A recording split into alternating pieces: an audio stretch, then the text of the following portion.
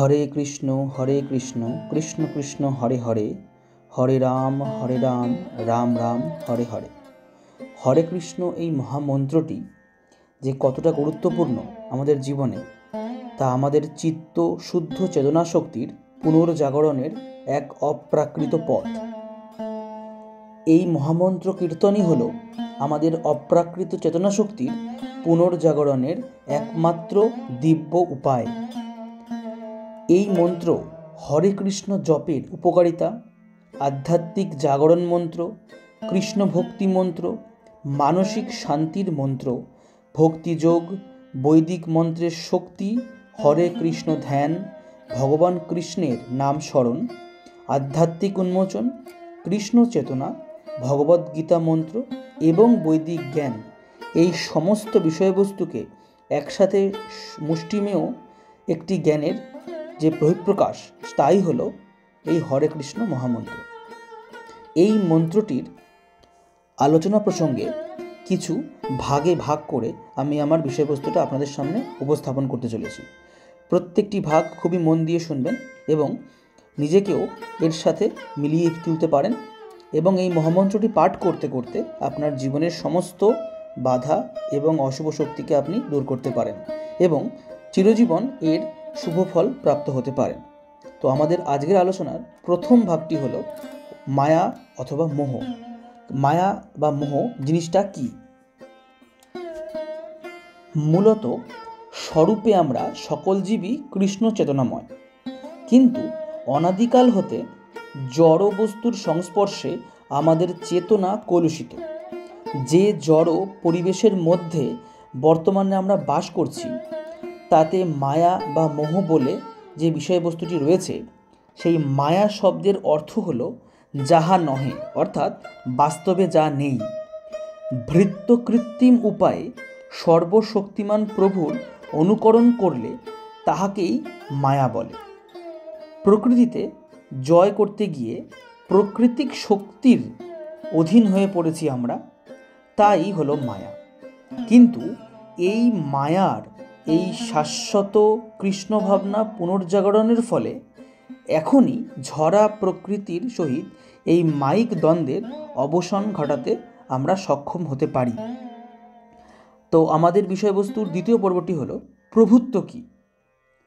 আমরা যতই জড়া প্রকৃতির উপরে প্রভুত্ব করার চেষ্টা করেছি, প্রকৃতি সম্পদ আত্মসাৎ করিবার প্রয়াস করেছি, ততই প্রকৃতির কঠোর নিয়ম শৃঙ্খলের মায়াজালে জড়িয়ে পড়েছি।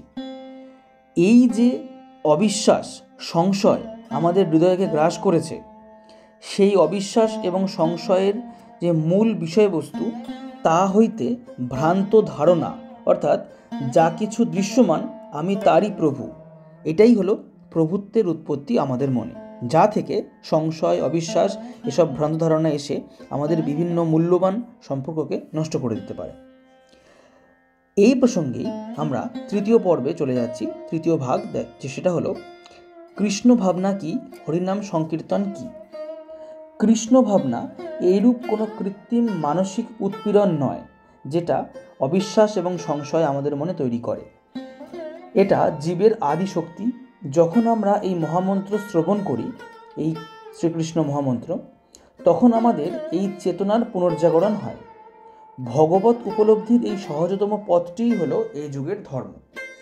বাস্তব অভিজ্ঞতা থেকে বোঝা যায় যে এই মহামন্ত্র কীর্তনের সঙ্গে সঙ্গেই এক অপ্রাকৃত পরিবেশ অনুভব করা যায়। জড় দৃষ্টিতে আমাদের ইন্দ্রিয় সুখভোগ হলে নিম্ন পশুর স্তরভুক্ত হলো সেই ইন্দ্রিয় সুখভোগ। এই স্তর থেকে সামান্য উন্নত জীব যারা হয়, তারা মায়ার বন্ধন থেকে মুক্তির জন্য মানসিক যুক্তি বলে নিয়োজিত হয়।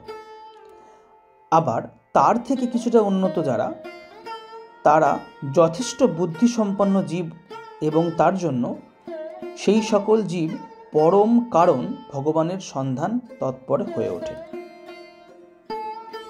এবার আমরা আলোচনা করব ভগবত উপলব্ধির নির্ধারিত যোগ্যতা। এই হরে কৃষ্ণ মহামন্ত্র যে কীর্তন, সেটা আধ্যাত্মিক স্তর থেকে কার্য করে এবং এইভাবে এই ধ্বনি তরঙ্গ চেতনার সকল নিম্ন স্তর যেমন ইন্দ্রিয়, মন ও বুদ্ধি এদেরকে অতিক্রম করে চলে যায়।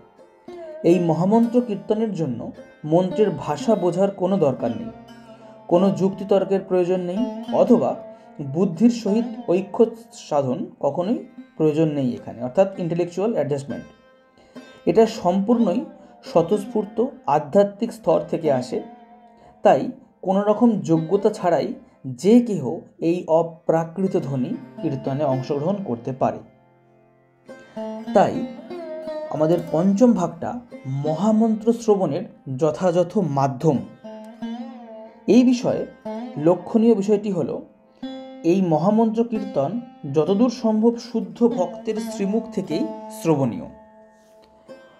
দুগ্ধ পরমপাদেয় বস্তু হইলেও সর্বোচ্ছিষ্ট দুগ্ধ যেমন বিষবৎ পরিত্যাজ্য, অভক্তের মুখ হইতে নাম শ্রবণও তদ্রূপ বিষবৎ।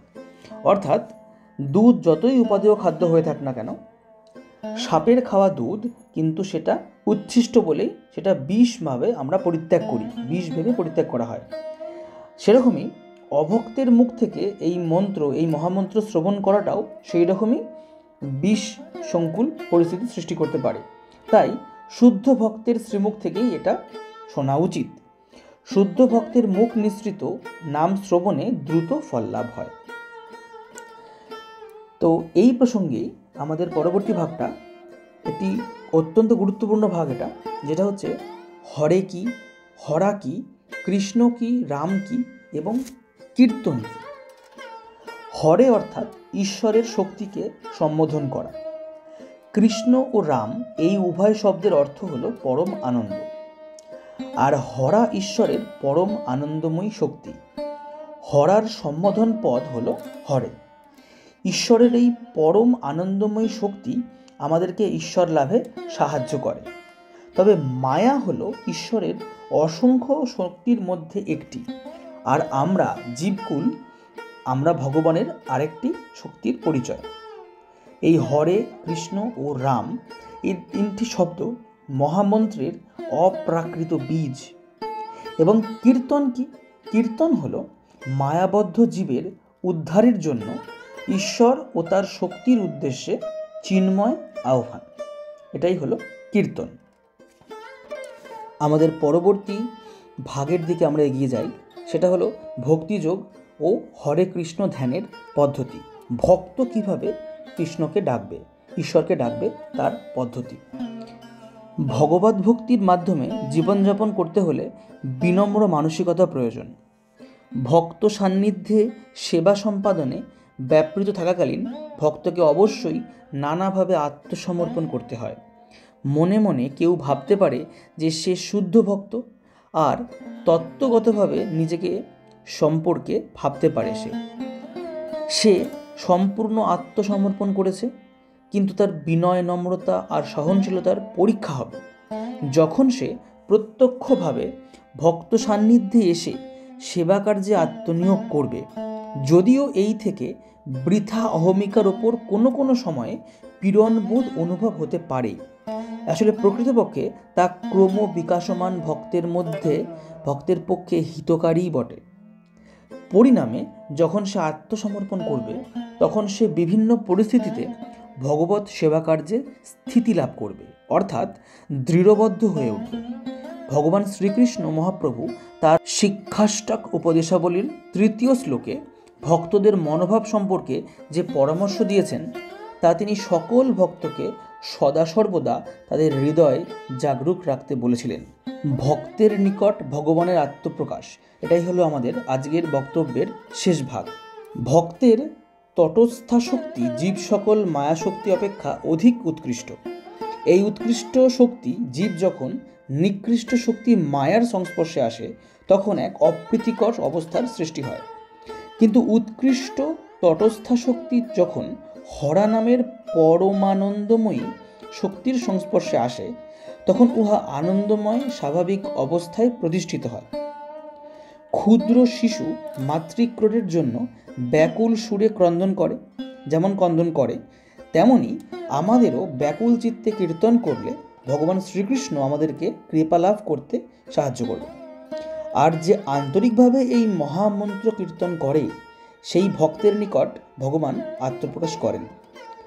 কলহ কপটতার যুগে আত্মোপলব্ধির উপায় ও সুখী হওয়ার একমাত্র উপায় মহামন্ত্রটিই হল হরে কৃষ্ণ কৃষ্ণ কৃষ্ণ হরে হরে, হরে রাম রাম রাম হরে হরে।